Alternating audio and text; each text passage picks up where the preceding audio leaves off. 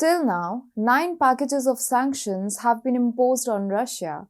After 10 months of the Ukraine war, the result of these Western sanctions is out.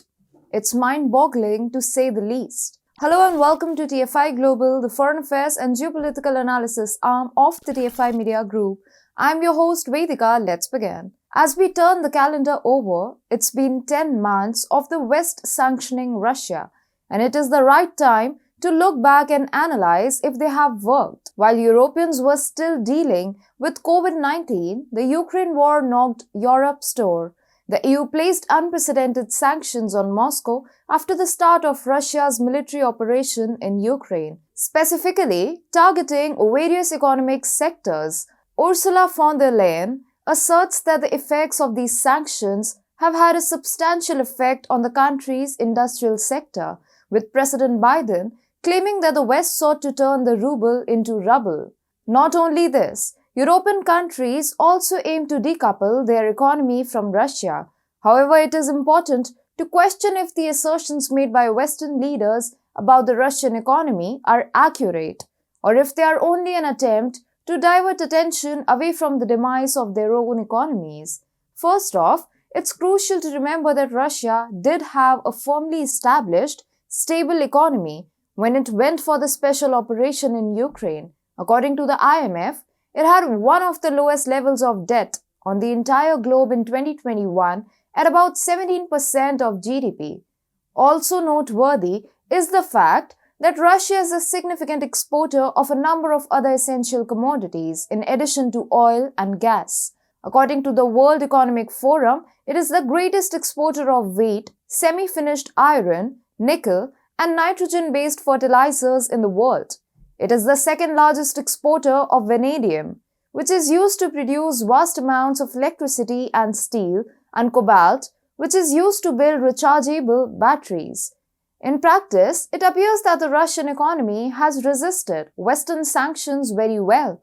Of course, it would be naive to think that the widespread exodus of Western firms and the implementation of restrictions, such as the prohibition on Russian banks using SWIFT, have had no impact on the economy. But it appears that Russia had already put in place backup plans to effectively lessen the effects of the sanctions placed on it. For instance, Russia developed its National Payment Card System, MIR, in 2014 to be used in the case when cards were disconnected from the global payment system. More than 50% of Russians, according to the National Payment Card System, possessed at least one MIR card. The cards helped after Visa and MasterCard suspended Russian operations. Additionally, Russia has been able to sell some of its crude oil to Asia that was formerly sold to Europe. For instance, India has increased its imports of oil dramatically from Russia since February. In May of this year, China's imports of crude oil from Russia reached a new high, up by 55% over the previous year. The similar trend continued till the end of the year. Russia is also redirecting its supplies of gas and other natural resources. The ruble has already recovered to its pre-war level. Russia appeared to have been negatively impacted by the Western world's extensive sanctions, but only temporarily. However, it has been able to reduce the impact of the sanctions and is projecting a return to development in 2024 thanks to foresight and efficient economic management. Further, the Russia and EU's trade has increased in volume from February to August. Data from Eurostat demonstrates that imports from Russia climbed dramatically in the majority of EU members, including Germany, France, Italy, and Poland. Germany and Russia's trade grew by 33% in 2022 from 2021. In Italy, it was a 100% increase. In France, 84%. The trade of Slovenia and Luxembourg increased 346% and 262% respectively. Guy Verhofstadt, a Belgian MEP, declared that the sanctions of the EU imposed on Russia in response to the situation in Ukraine were a total failure.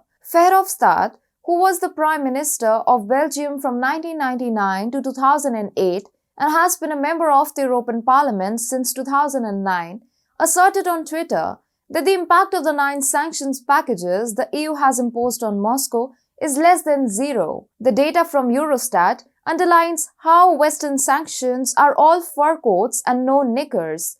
Further, the Ukraine war has only led to an increase in refugees, skyrocketing energy prices, rising inflation, and a growing possibility of recession in Europe.